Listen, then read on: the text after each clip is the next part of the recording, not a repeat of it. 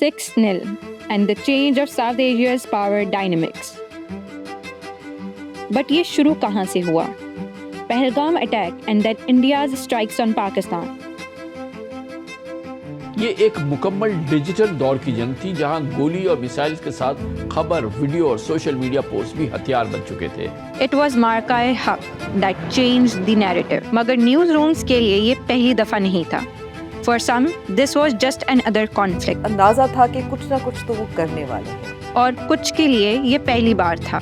किस पेस पे न्यूज़ आएगी हम ये एंटिसिपेट नहीं कर पा रहे थे। So what really happens behind the screens? एक ही न्यूज़ रूम लेकिन 4 मुख्तलिफ जनरेशंस के एक्सपीरियंसेस।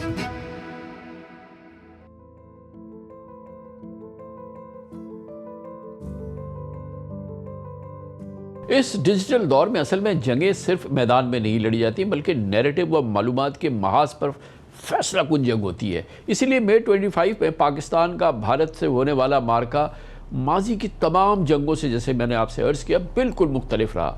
ये एक मुकम्मल डिजिटल दौर की जंग थी जहां गोली और मिसाइल्स के साथ खबर, वीडियो और सोशल मीडिया पोस्ट भी हथियार बन चुके थे। चारों तरफ से मालूमात का सवाल जो सैलाब था वो हम देख रहे थे, रवा दवा था। हर लम्हा कोई ना कोई दावा आता था, कोई वीडियो आ जाती थी, कहीं ब्रेकिंग न्यूज़ सामने आती थी, मीम्स का तो तूफान मचा हुआ था। बेशक इस इंफॉर्मेशन की बड़ी तादाद इंडियन सोर्सेज से आ रही थी क्योंकि इतना बड़ा मुल्क है, मगर वो सब झूठ था, मुबालगा था और बेपर क्या प्रोपेगेंडा था। मगर सबसे इंटरेस्टिंग बात यह है कि खुद इंडिया में ये बयानिया बुरी तरह झुटलाया जा रहा था। इंडियन मीडिया पूरी दुनिया में मजाक बन गया था। लेकिन इस बार तस्वीर का दूसरा रख भी मजबूत था। इस जंग की सबसे बड़ी इंपॉर्टेंट बात यह है कि झूठ का सैलाब, मगर उसके जवाब में सच का सैलाब भी चल रहा था। डिजिटल दौर की बदौलत एक्यूरेट और ऑथेंटिक और क्रेडिबल मालूमात भी तेजी से सामने आ रही थी, जो न सिर्फ भारत के झूठ का पर्दा चाक कर रही थी बल्कि इस जंग के बिल्कुल इनिशियल आवर्स के अंदर भारत की तारीखी फौजी शिकस्त इंटरनेशनल लेवल पर एक बिल्कुल एक कन्फर्म मुसल्लमा कॉन्फर्मेशन पूरी दुनिया को दिखा रही थी। ऑपरेशन बुनियानुल मरसूल के पहले जो 4-5 घंटे ही थे, इसने पाकिस्तान को एक डिसाइसिव विक्ट्री दे दी थी। 5 राफेल तैयारे मार गिराए थे। भारत तिलमिरा रहा था, इनकार करता रहा, मगर पूरी दुनिया पाकिस्तान की इस फौजी बर्तरी की और इस मार्वल की, जिसके जरिए 5 राफेल तैयारे पहले चंद घंटों में पाकिस्तान ने गिरा लिए थे, उसकी पूरी दुनिया गवाही दे रही थी। दरअसल इस वॉर की खास बात यही मालूमात का ना थमने वाला कॉन्टीन्यूटी थी, तसलसल था, जो कि एक्यूरेट मालूमात जो आ रही थी और जो झूठ और प्रोपेगेंडा इंडिया की जानिब से आ रही थी उसको मसमार कर रहा था। बेशुमार टेररिस्ट अटैक्स देखें, उसके असरात देखें, लेकिन इस किस्म की जंग मैंने पहली बार देखी है। पहले भी देखा है जब इंडिया पाकिस्तान आमने सामने थे। आई वॉज अ स्टूडेंट जब सियाचिन हुआ था। मैं जर्नलिस्ट बन चुकी थी जब अर्ली 2000s में अटैक हुआ था। फिर उसके बाद भी एक और अटैक हुआ था। फिर बार बार ऐसा ही होता था कि क्योंकि न्यूक्लियर डेटरेंस था दोनों ममालिक के पास, एटमी हथियार हैं, जिसकी वजह से जंग की नौयत फ़र्क थी। अगर हम 2019 की बात भी करें, जब इंडिया ने पाकिस्तानी टेरिटरी के अंदर आके एक स्ट्राइक की और फिर उनका पायलट भी हमारे कब्ज़े में आ गया, that was also very different. फ़ौरन हुआ, ख़त्म हुआ, पता भी नहीं चला, उसके असरात थे। लेकिन ये ऐसा मौका था जब मई 2025 में जब इंडिया ने अटैक किया था। हम एक्सपेक्ट कर रहे थे, न्यूज़ रूम में भी हमने जब पहलगाम पर अटैक हुआ था, इंडिया के जो पास पैटर्न्स थी, जो सिग्नलिंग हो रही थी इंडिया की तरफ से कि पाकिस्तान पर वो इल्ज़ाम लगा रहे थे, और 2019 में बालाकोट का वाक़या हुआ था, तो अंदाज़ा था कि कुछ ना कुछ तो वो करने वाले हैं और हम तैयार बैठे थे। लेकिन जो एक खौफ और डर आप जंग की कैफियत में आपको महसूस होता है, चाहे आप जितना मर्ज़ी आप ऑब्जेक्टिवली अपने आप को सहाफ़ी कहें, एक शहरी के तौर पर अपने प्यारों के लिए आपको कुछ पता नहीं होता कि स्ट्राइक कहाँ होगा, मिसाइल कहाँ गिरेगा, ड्रोन कहाँ आके गिरेगा। ये डर और खौफ आपके जहन में रहता है। So this was my first experience. और फिर दूसरा इसका एक और मैं कहूँगी कि एक और जो असर था, जो you also don't know how long it will last. आपको ये पता है कि क्योंकि दोनों ममालिक के पास एटमी हथियार हैं, ये प्रॉब्ली शॉर्ट ड्यूरेशन की एक जंग ज़रूर होगी, लेकिन every war has its own logic. और ये कब तक चलेगी, कौन रोकेगा, कैसे रुकेगा, ये आप फिर भी एक एनालिसिस कर सकते हैं, तज्जिया कर सकते हैं, अंदाज़ा नहीं होता। ये जो एक मिस इन्फॉर्मेशन और डिसइन्फॉर्मेशन थी इस सोशल मीडिया के दौर में, वो I think also added to the stress and pressure that you felt in the news room, क्योंकि आपको पता था कि बहुत सारे अफवाहें फैला रहे हैं लोग सोशल मीडिया पे, व्हाट्सएप पे, फिर आपके रिश्तेदार आपको पे मैसेज भी करते थे, ये सच है, ये सच है, ऐसे हुआ, ये ऐसे हुआ, और आपको बताना पड़ता था भाई नुक्ता पे देख लें, हम वेरीफाई करके वहीं आपको सब कुछ मिल जाएगा, आप व्हाट्सएप फॉरवर्ड्स पे यकीन ना करें प्लीज़।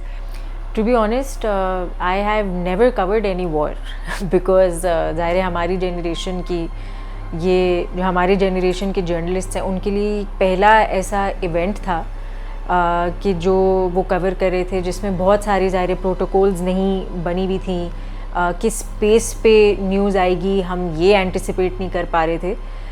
तो definitely I think as compared to other conflicts, क्योंकि जो मेरी जनरेशन है जर्नलिस्ट्स की, वो ज़्यादातर जो उसने न्यूज़ कवर की है या जिस तरह की इमरजेंसी सिचुएशंस उसको कवर करने की आदत हैं, वो टेररिस्ट अटैक्स होते थे जो डेवलप हो रहे होते थे at a fast pace, but most of the times वो हो गए होते थे, इंफॉर्मेशन हमारे पास आ जाती थी, उसको फैक्ट चेक करना बहुत आसान होता था, और एक उसका प्रोसेस जो है वो बहुत डिफरेंट होता था as opposed to a war, जिसमें ज़ाहिर है मिनट बाय मिनट आपके पास जो है वो अपडेट्स आ रही थी। ज़ाहिर है क्योंकि पेस ऑफ इंफॉर्मेशन जो थी वो बहुत ज़्यादा डिफरेंट थी, मिनट बाय मिनट डेवलपमेंट्स हो रही थी, और मल्टीपल सोर्सेज से इंफॉर्मेशन आ रही थी। मतलब जो हमारे कॉरेस्पॉन्डेंट्स थे ऑन ग्राउंड वो अलग रिपोर्ट्स भेज रहे थे, जो हमारी मॉनिटरिंग डेस्क जो सोशल मीडिया को मॉनिटर कर रही थी उसके पास अलग इंफॉर्मेशन आ रही थी। उसके अलावा ज़ाहिर है जो इंटरनेशनल मीडिया था उसको हम मॉनिटर कर रहे थे, वहाँ से भी एक पेस ऑफ इंफॉर्मेशन जो है वो अलग थी।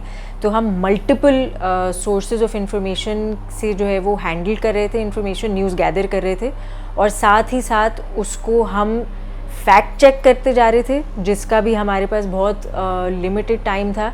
और ऐसा नहीं है कि हमसे जो है वो उसमें भूल चूक नहीं हुई, बट वो हुई, बट ऑब्वियसली वो सारे प्रोटोकॉल्स आप एक तरह से समझ लें वॉर को कवर करने के, वो हम एट द सेम टाइम बनाते जा रहे थे कि अच्छा हमें I think a day into the conflict हमें अंदाज़ा हुआ कि we need a proper WhatsApp group where we have all our correspondents, we have our entire social media desk, we have people from other desks also, क्योंकि ज़ाहिर है एक routine coverage से हट के आपकी एक कवरेज हो रही थी, जो बाकी का काम था वो हमने सब पॉज कर दिया था, एंड जो बाकी डेस्क्स के भी लोग थे वो भी हमें असिस्ट कर रहे थे in pushing out information, because obviously जो न्यूज़ डेस्क की जो स्ट्रेंथ थी और जो इंफॉर्मेशन की पेस थी वो मैच करना हमारे लिए एक चैलेंज हो गया था, क्योंकि ज़ाहिर है हम करते हैं फ्रॉम 8 AM to 12 PM हमारी फ्रॉम 8 AM to 12 AM हमारी शिफ्ट चलती है न्यूज़ डेस्क की,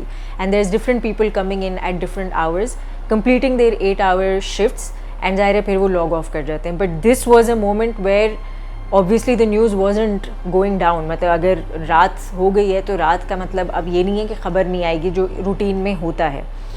तो हमें शिफ्ट्स जो है वो हमने डिवाइड की कि कौन दिन का टाइम देखेगा, कौन रात का टाइम देखेगा, और किस तरह से हम अपने जो लोग हैं जो ऑन ड्यूटी हैं उनको कैसे रेस्ट देंगे, जब वो एक बंदा रेस्ट लेगा तो उसको कौन कवर करेगा। So these were all decisions we were taking in that moment.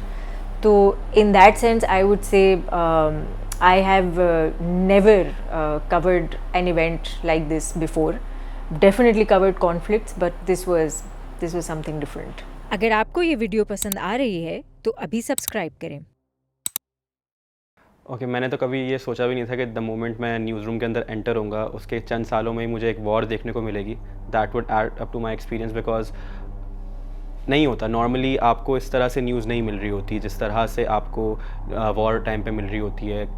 एक वक्त ऐसा हो जाता है कि रात में अगर आप 2 बंदे काम कर रहे हैं और एक बम्बार्डमेंट ऑफ इंफॉर्मेशन है। सिर्फ बनियानुल मरसूस जब अनाउंस हुआ था तो उसी दिन हम 2 बंदे थे डेस्क पे, और हमें समझ नहीं आ रहा था कि लाइक उसको वेरीफाई किस तरह करें और किस तरह से उसको, अगर वेरीफाई भी हो गई है उसको पोस्ट करना है कि नहीं करना है, बिकॉज वी हैव टू सी के सिक्योरिटी सोर्सेज ने बोल तो दिया है बट ISPR ने अनाउंस किया हुआ है कि नहीं किया हुआ, और हम आगे पीछे पोस्ट नहीं कर सकते। We have to be on the state narrative as well, क्योंकि जब वॉर चल रही होती है we have to see all the things जो साथ साथ साइमल्टेनियस चल रही होती हैं. So it was very difficult and at the same time very different from जो न्यूज़ रूम का इन्वायरमेंट होता है. So this generation always takes all the information जो सोशल मीडिया पे आ रही होती है, और सोशल मीडिया पे हम लोग एक्टिव भी होते हैं, but it comes with its pros and cons, क्योंकि हम लोग को हर न्यूज़ हर चीज़ तो मिल रही होती है. फॉर एग्जांपल एक अनाउंसमेंट हुई है कि हमने कि कहीं इंडिया ने पाकिस्तान पे यहाँ हमला कर दिया, और वो चीज़ सोशल मीडिया पे वायरल हो रही है, लेकिन एट द सेम टाइम वो जो वीडियोज़ वायरल हो रही हैं वो AI हैं. अब सोशल मीडिया का हम लोग इतने आदी हो गए हैं कि हम लोग नहीं देखते कि बिफोर के वेरीफाई करना है कि नहीं करना, हम शेयर कर देते हैं. और वो जो इन्वायरमेंट था ना, कंसिडरिंग कि हम लोग उस जनरेशन से हमने सोशल मीडिया अपनी ज़िंदगी भर ही देखा है, तो वो बड़ा अजीब सा इन्वायरमेंट था. बिकॉज सोशल मीडिया कुछ और कह रहा है, रिपोर्टर्स कुछ और कह रहे हैं, हमें इन्फॉर्मेशन कुछ और मिल रही है, उसको सबको डॉट्स कनेक्ट करना है और फिर जाके आपको पोस्ट करना है.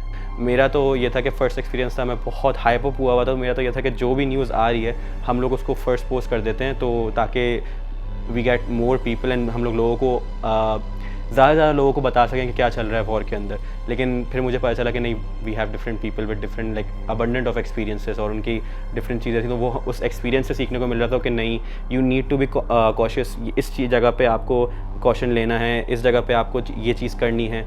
वो चीज़ें मुझे नहीं पता थी. तो ये फर्स्ट टाइम था जो मुझे चीज़ें मुझे पता चल रही थी कि यार ओके सही है, थोड़ा रुकना है, फिर उसके बाद काम करना है. और सब चीज़ सबको बताने की नहीं होती.